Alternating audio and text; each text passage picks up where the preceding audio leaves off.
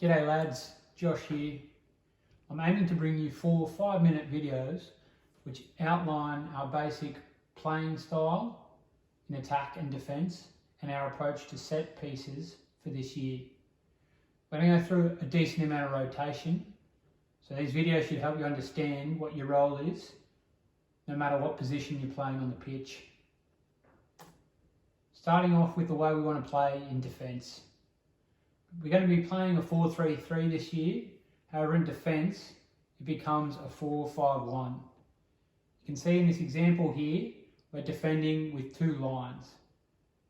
Back line consisting of the back 4, and then the second line consisting of the 3 central midfielders here in a nice tight triangle, blocking that dangerous central space, as well as the 2 wingers dropping in to create a line of 5. We want to protect this central space as much as possible, forcing the opposition wide, where it's more difficult to score from. Striker here is in position to harass any of the backs if they receive the ball. So in that 4-5-1, we're nice and narrow, and what I mean by that is we're not occupying more than 3/4 of the pitch.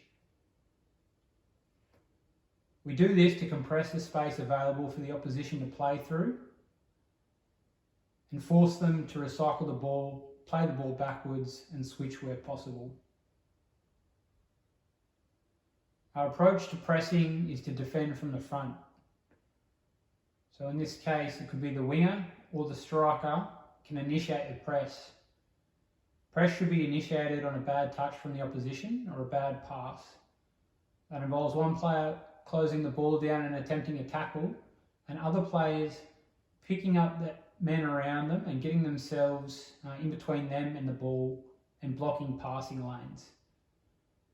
Giving the man on the ball no options and forcing a turnover, from which point we can initiate a counter-attack. We want to be focusing on space and focusing on players. Especially when the ball is not in your immediate proximity, you need to be tracking the players on the opposition team. You need to be thinking about the space they're trying to exploit and how best to nullify this. Especially in the midfield, we need to be tracking runners as they're coming through, right?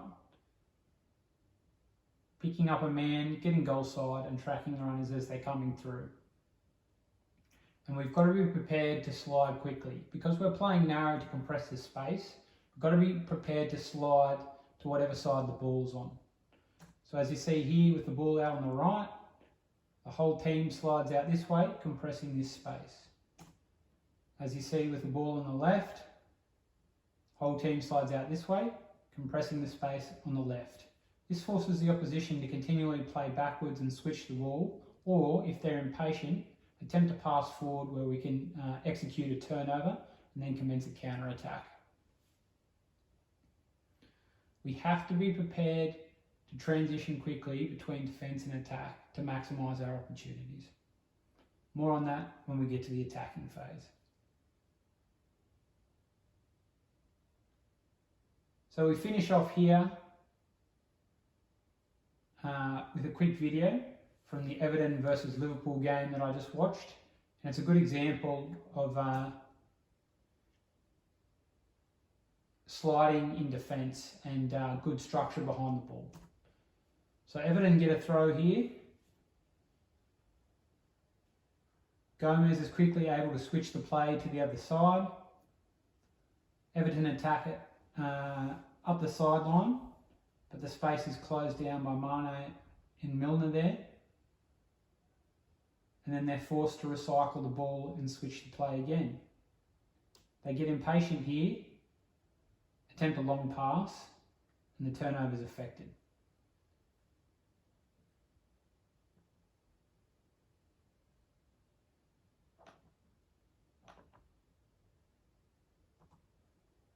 You can see during this passage of play that Liverpool compress the space nicely on the left here, slide as a team over to the right.